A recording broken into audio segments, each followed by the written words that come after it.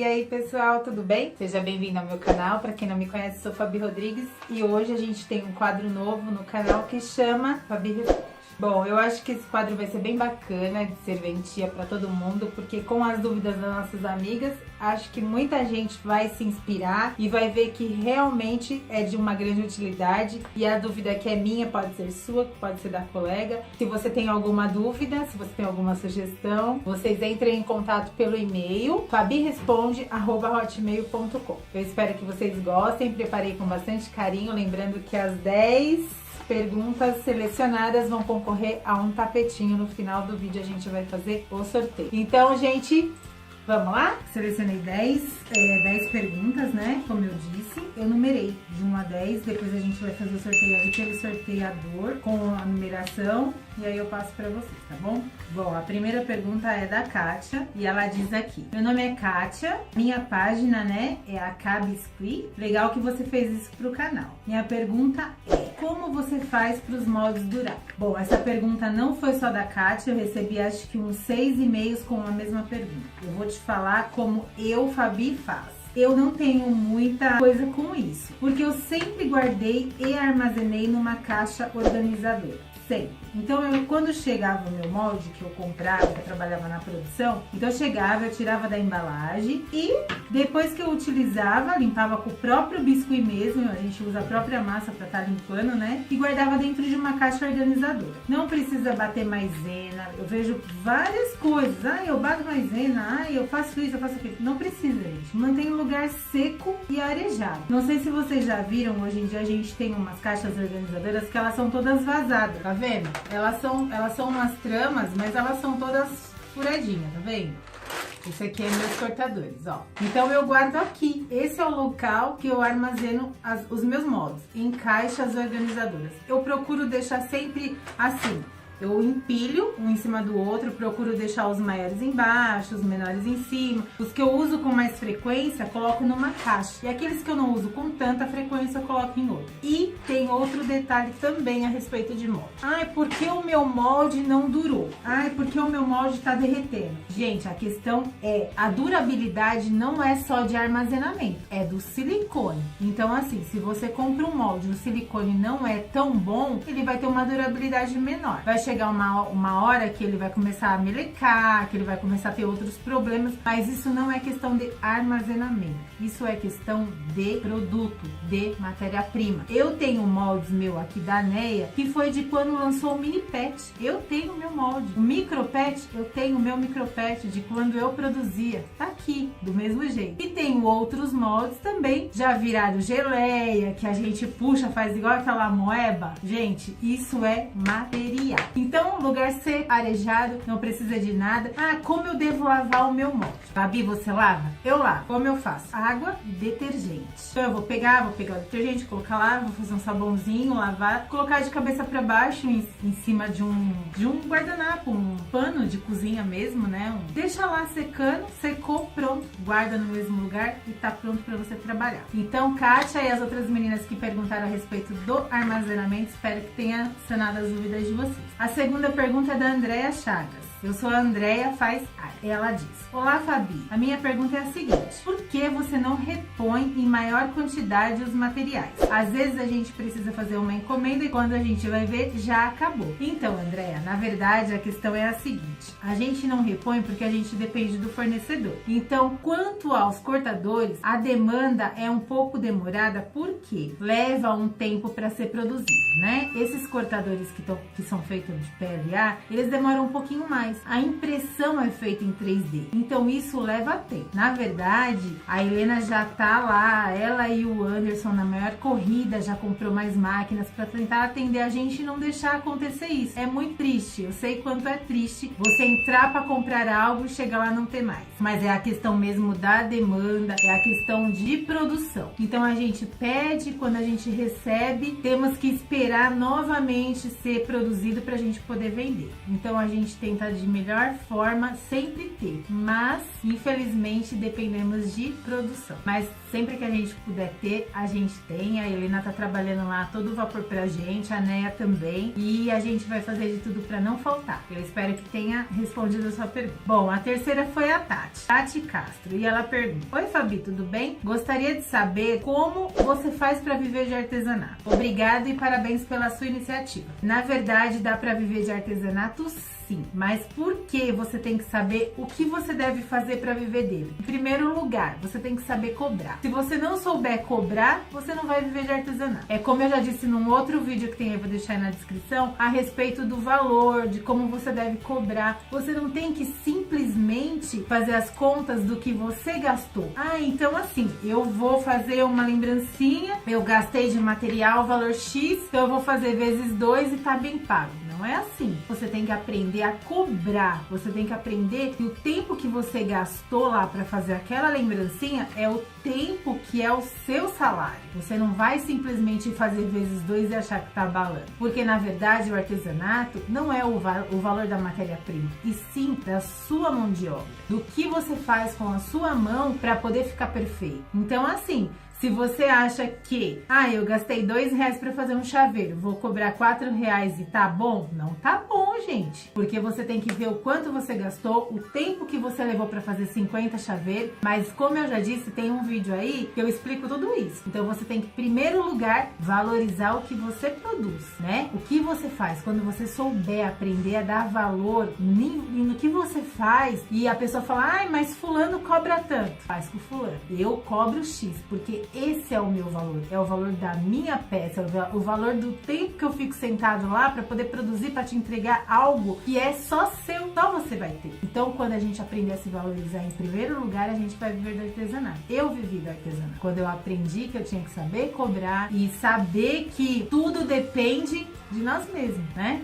Então, se a gente sentar, analisar e ver quanto que a gente quer ganhar por mês, faz um valor X, né? Faz um salário. Eu quero ganhar R$3.000 por mês. Aí, nesse outro vídeo, eu tô explicando tudo isso, tá? Eu vou deixar o link aqui, Tati, você vai entender melhor, tá bom? Um beijo, viu? Bom, a Cris Borsari pergunta: Fabi, precisa esperar secar a peça por partes para depois montar? Exemplo, uma bonequinha. Eu faço corpo, cabeça, braço, espero secar tudo e depois eu monto? Ou eu posso montar tudo na mesma hora? Eu sou a Cris de Biscuit de Jundiaí. Amo suas peças, a sua loja e desde já agradeço. Então, Cris, o ideal é que seja feito da seguinte forma. Eu vou te falar como eu trabalho. Deve ter alguns vídeos meus já que eu falo a respeito disso. A primeira coisa que você tem que fazer é, eu, Fabi, começo pela cabeça.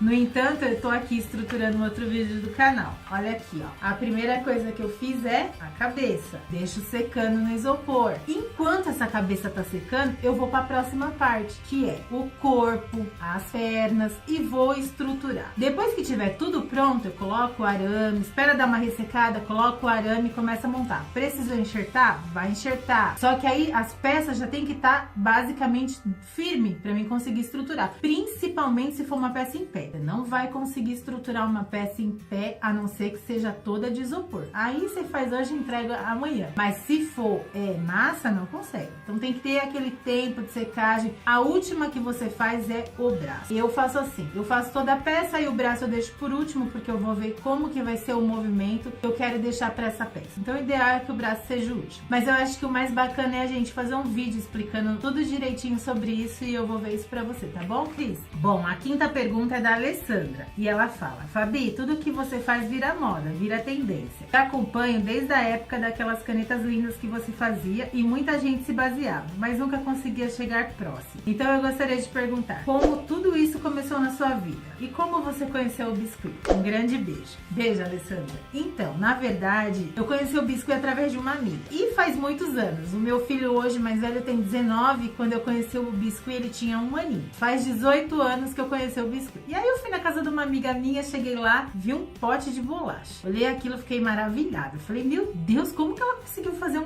reproduzir uma bolacha? Fiquei, assim, passada. Aí eu cheguei na casa dela, ela falou, olha, é uma massa, né? Eu fiz um curso, eu aprendi. E é feito assim, da seguinte forma. Amido, na época era amido, vinagre, a cola, né? E vaselina. E ela começou a me explicar e eu falei, eu quero aprender isso. Ela falou, pode marcar, vem aqui pra casa, Thalita. Um beijo, você vai lembrar de tudo isso. Aí, cheguei lá, já tinha forminha, né? Naquela época já tinha forminha. E as bolachas eram feitas de forminha. E eu fiquei assim, passada. Cheguei lá, fiz a massa, vim embora com o pote toda feliz. Aí cheguei em casa e falei, gente, olha isso. Todo mundo falou, não é possível, né? É muito legal, nananã. E através dali eu comecei a gostar. Só que então eu trabalhava fora. Eu não tinha o biscuit como uma renda fixa. Eu trabalhava fora, eu estudava, tinha um Bruno pequeno, então não dava pra ser minha renda fixa. Só que eu gostava daquilo, mas não tinha como me dedicar só aqui. E o tempo foi passando e eu deixei pra lá. Eu só fazia biscuit mesmo quando era pra um amigo, aí comprava uma forminha, eu me lembro como se fosse hoje. A minha primeira forminha depois das bolachas foi uma Hello Kitty de lado, sabe? Há muito tempo atrás. E eu fiz umas lembrancinhas pra umas amigas e presenteava e era daquele jeito. Aí quando foi um dia eu fui pra escola e uma amiga minha chegou lá com um chaveiro. Ela falou, quero que você faz pra mim um chaveiro parecido com esse. Aí eu pensei, eu não vou conseguir fazer isso. Eu lembro que ele tinha perna que balançava, umas coisinhas assim. Aí fiz, dei meu jeito, comprei uma forma lá de letras, de alfabeto, falei, vou fazer. E fiz. E aí levei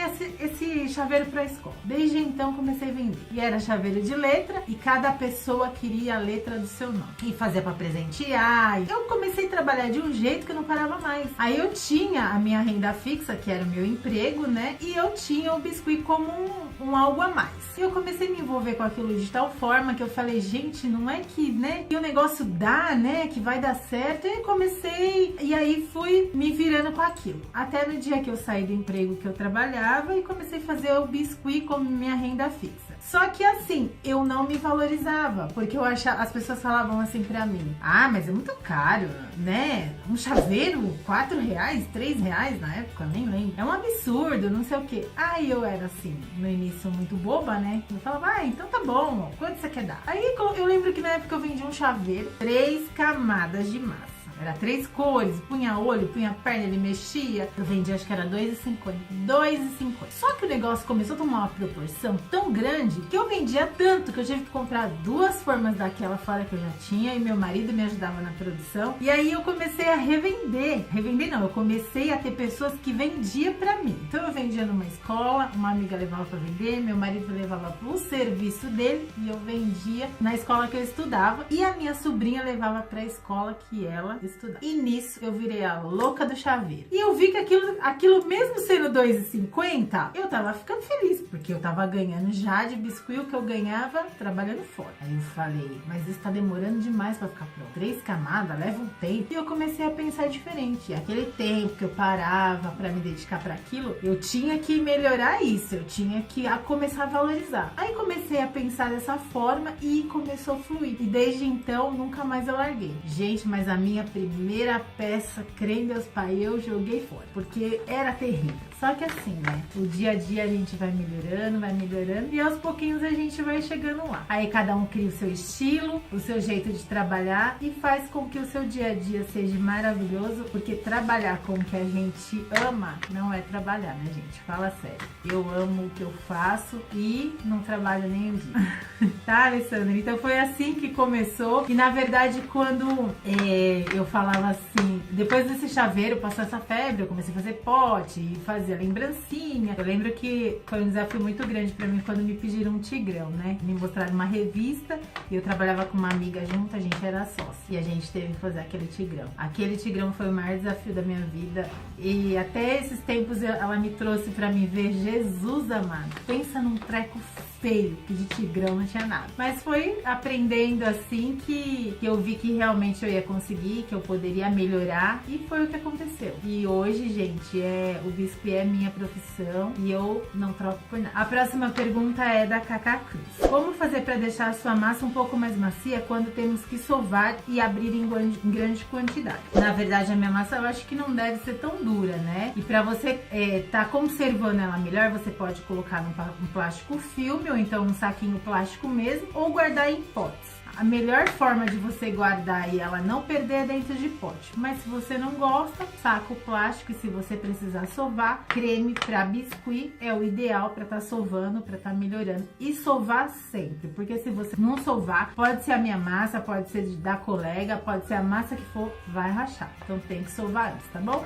Um creme para biscuit mesmo é o mais indicado para estar fazendo isso. Bom, o 7 é da Thelma Cristina e ela diz: Fabi, boa noite. A minha dúvida em relação a tamanho de bola de isopor, para cabeça, proporção de braço, perna, como saber o tamanho ideal? Eu vou falar como é o meu estilo e como eu faço. Para cabeça, eu uso uma bola, vamos dar como referência uma bola 50. Então, se eu for fazer cabeça, bola 50, corpo 40. Quantas vezes uma bola 50 para fazer a cabeça? Uma vez e meia. Então, cabeça, bola 50, uma vez e meia, corpo, bola 40, duas vezes a bolinha 40. Proporção de perna. Eu, Fabi, quando eu vou fazer a coxinha, que eu vou subir, todo aquele excesso de massa, vai ficar a parte de baixo, eu vou pegar uma quantidade de massa referente à parte de baixo. Então, eu faço uma bolinha e olha, tá referente à parte de baixo, é a quantidade que eu vou usar para fazer as minhas pernas.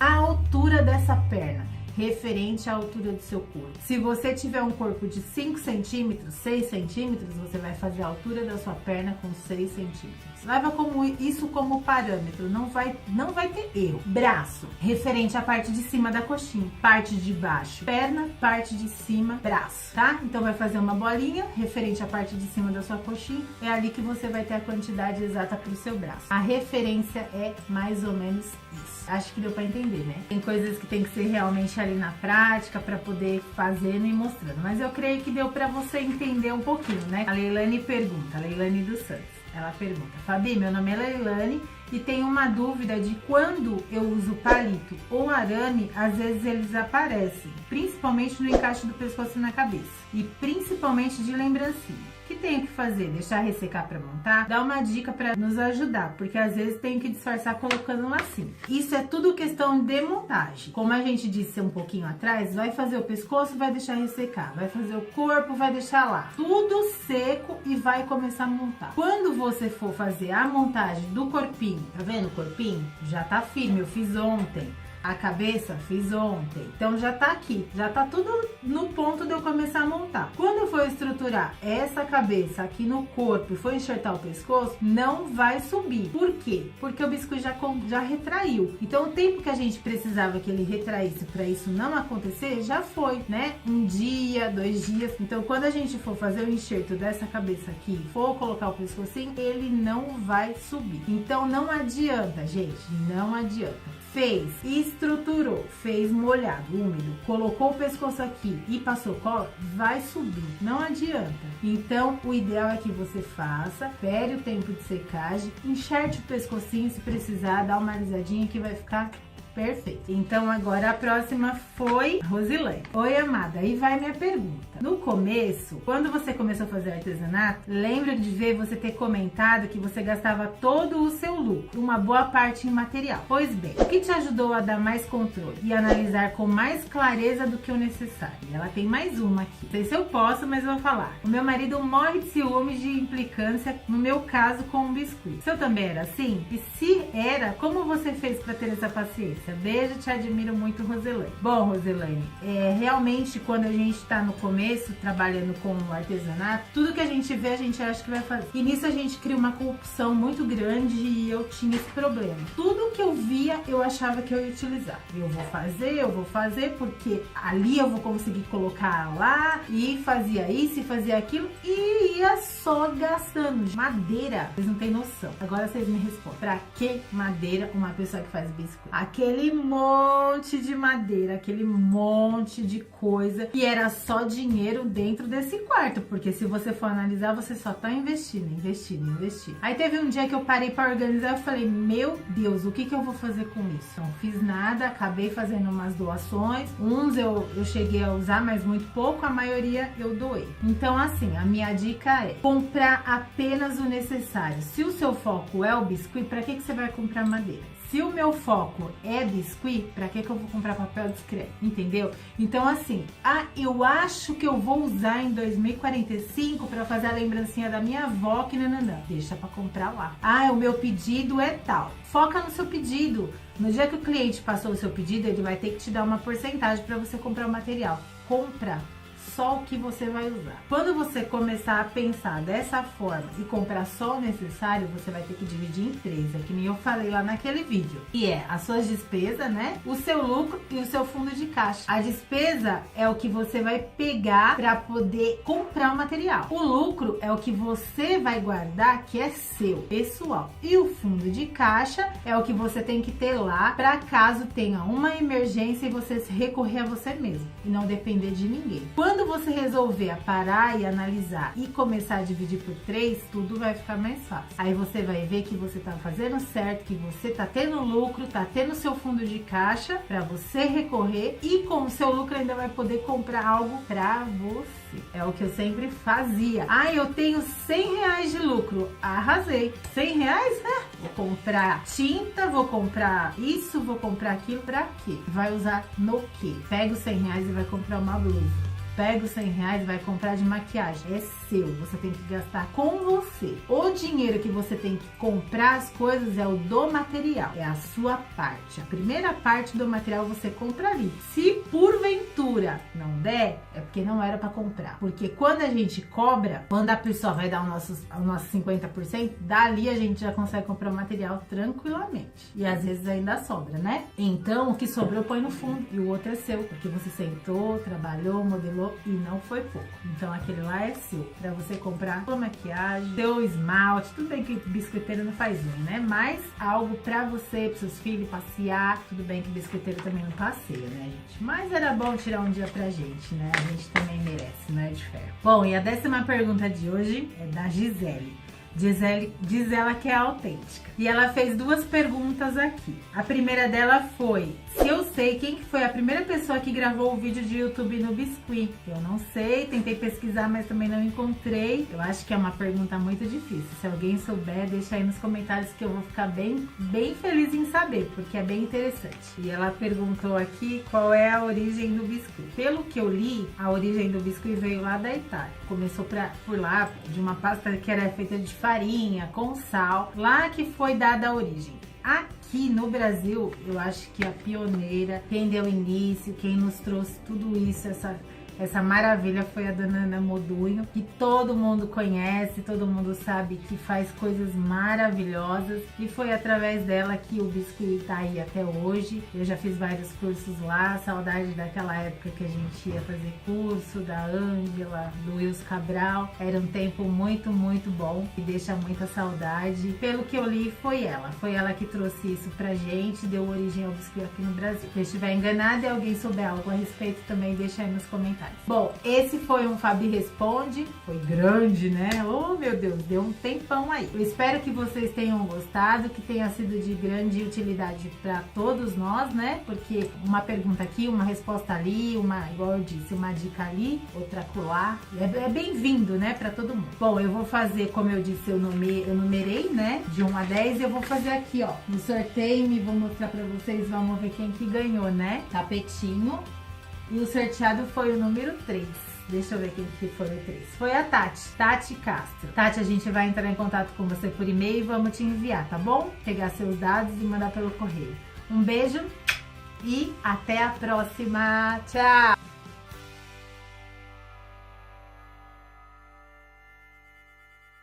Tem outros moldes também, já viraram geleia, que a gente puxa, faz igual aquela moeba. Gente, isso é material. Então, lugar seco, arejado, não precisa de nada. Ah, como eu devo lavar o meu molde? Fabi, você lava? Eu lavo. Como eu faço? Água e detergente. Então, eu vou pegar o detergente, colocar lá, vou fazer um sabãozinho, lavar, colocar de cabeça para baixo em cima de um guardanapo, um pano de cozinha mesmo, né? Deixa lá secando, secou, pronto, guarda no mesmo lugar e tá pronto para você trabalhar. Então, Kátia e as outras meninas que perguntaram a respeito do armazenamento, espero que tenha sanado as dúvidas de vocês. A segunda pergunta é da Andréia Chagas. Eu sou a Andréia Faz Arte. Ela diz: olá, Fabi, a minha pergunta é a seguinte: por que você não repõe em maior quantidade os materiais? Às vezes a gente precisa fazer uma encomenda e quando a gente vai ver, já acabou. Então, Andréia, na verdade a questão é a seguinte: a gente não repõe porque a gente depende do fornecedor. Então, quanto aos cortadores, a demanda é um pouco demorada porque leva um tempo para ser produzido, né? Esses cortadores que são feitos de PLA, eles demoram um pouquinho mais. mas a impressão é feita em 3D. Então isso leva tempo. Na verdade, a Helena já tá lá, ela e o Anderson na maior corrida, já comprou mais máquinas para tentar atender a gente e não deixar acontecer isso. É muito triste, eu sei quanto é triste você entrar para comprar algo e chegar lá não ter mais. Mas é a questão mesmo da demanda, é a questão de produção. Então a gente pede, quando a gente recebe, temos que esperar novamente ser produzido para a gente poder vender. Então a gente tenta de melhor forma sempre ter, mas infelizmente dependemos de produção. Mas sempre que a gente puder ter, a gente tem. A Helena tá trabalhando lá todo vapor pra gente, a Neia também, e a gente vai fazer de tudo para não faltar. Eu espero que tenha respondido a sua pergunta. Bom, a terceira foi a Tati Castro, e ela pergunta: oi Fabi, tudo bem? Gostaria de saber como você faz para viver de artesanato. Obrigado e parabéns pela sua iniciativa. Na verdade, dá para viver de artesanato sim, mas por que você tem que saber o que você deve fazer para viver dele? Em primeiro lugar, você tem que saber cobrar. Se você não souber cobrar, você não vai viver de artesanato. É como eu já disse num outro vídeo que tem, eu vou deixar aí na descrição, a respeito do valor, de como você deve cobrar. Você não tem que simplesmente fazer as contas do que você gastou. Ah, então assim, eu vou fazer uma lembrancinha, eu gastei de material valor X, então eu vou fazer vezes 2 e tá bem pago. Não é assim. Você tem que aprender a cobrar. Você tem que aprender que o tempo que você gastou lá para fazer aquela lembrancinha é o tempo que é o seu salário. Você não vai simplesmente fazer vezes 2 e achar que tá abalando. Porque na verdade o artesanato não é o valor da matéria-prima, e sim da sua mão de obra. Do que você faz com a sua mão para poder ficar perfeito. Então assim, se você acha que, eu gastei R$2 para fazer um chaveiro, vou cobrar R$4 e tá bom? Não tá bom, gente. Porque você tem que ver o quanto você gastou, o tempo que você levou para fazer 50 chaveiros. Mas como eu já disse, tem um vídeo aí que eu explico tudo isso. Então você tem que, em primeiro lugar, valorizar o que você produz, né? O que você faz. Quando você souber aprender a dar valor no que você faz, e a pessoa fala, mas fulano cobra tanto. Faz com fulano. Eu cobro X, porque esse é o meu valor, é o valor da minha peça, o valor do tempo que eu fico sentado lá para poder produzir, para te entregar algo que é só seu, só você vai ter. Então, quando a gente aprender a se valorizar em primeiro lugar, a gente vai viver do artesanato. Eu vivi do artesanato. Quando eu aprendi que eu tinha que saber cobrar e saber que tudo depende de nós mesmos, né? Então, se a gente sentar, analisar e ver quanto que a gente quer ganhar por mês, faz um valor X, né? Faz um salário. Eu quero ganhar R$3.000 por mês. Aí, nesse outro vídeo, eu tô explicando tudo isso, tá? Eu vou deixar o link aqui, Tati, você vai entender melhor, tá bom? Um beijo, viu? Bom, a Cris Borsari pergunta: Fabi, precisa esperar secar a peça por partes para depois montar? Exemplo, uma bonequinha. Eu faço corpo, cabeça, braço, espero secar tudo e depois eu monto? Ou eu posso montar tudo na mesma hora? Eu sou a Cris de Biscuit de Jundiaí. Amo suas peças, a sua loja e desde já agradeço. Então, Cris, o ideal é que seja feito da seguinte forma. Eu vou te falar como eu trabalho. Deve ter alguns vídeos meus já que eu falo a respeito disso. E aí pessoal, tudo bem? Seja bem-vindo ao meu canal. Para quem não me conhece, sou Fabi Rodrigues e hoje a gente tem um quadro novo no canal que chama Fabi Responde. Bom, eu acho que esse quadro vai ser bem bacana de serventia para todo mundo, porque com as dúvidas das nossas amigas, acho que muita gente vai se inspirar e vai ver que realmente é de uma grande utilidade. E a dúvida que é minha pode ser sua, pode ser da colega. Se você tem alguma dúvida, se você tem alguma sugestão, vocês entrem em contato pelo e-mail fabiresponde@hotmail.com. Eu espero que vocês gostem, preparei com bastante carinho, lembrando que as 10 perguntas selecionadas vão concorrer a um tapetinho. No final do vídeo a gente vai fazer o sorteio. Então, gente, vamos lá? Selecionei 10 perguntas, né? Como eu disse, eu numerei de 1 a 10. Depois a gente vai fazer o sorteio aí pelo sorteador com a numeração e aí eu passo pra vocês, tá bom? Bom, a primeira pergunta é da Kátia e ela diz aqui: meu nome é Kátia, minha página, né, é a Biscuit. Legal que você fez isso pro canal. Minha pergunta é: como você faz para os moldes durar? Bom, essa pergunta não foi só da Kátia, eu recebi acho que uns 6 e-mails com a mesma pergunta. Eu vou te falar como eu, Fabi, faço. Eu não tenho muita coisa com isso, porque eu sempre guardei e armazenei numa caixa organizadora. sempre. Então, quando chegava o meu molde que eu comprava, que eu trabalhava na produção, então chegava, eu tirava da embalagem e depois que eu utilizava, limpava com o próprio biscuit mesmo, a gente usa a própria massa para estar limpando, né? E guardava dentro de uma caixa organizadora. Não precisa bater maisena, eu vejo várias coisas. Eu bato maisena, eu faço isso, eu faço aquilo. Não precisa, gente. Mantém o lugar seco e arejado. Não sei se vocês já viram, hoje em dia a gente tem umas caixas organizadoras que elas são todas vazadas, tá vendo? Elas são umas tramas, mas elas são todas furadinhas, tá vendo?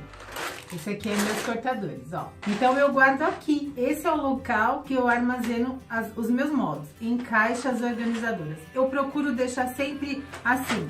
Eu empilho um em cima do outro, procuro deixar os maiores embaixo, os menores em cima. Os que eu uso com mais frequência, coloco numa caixa. E aqueles que eu não uso com tanta frequência, eu coloco em outra. E tem outro detalhe também a respeito de molde. Por que o meu molde não durou?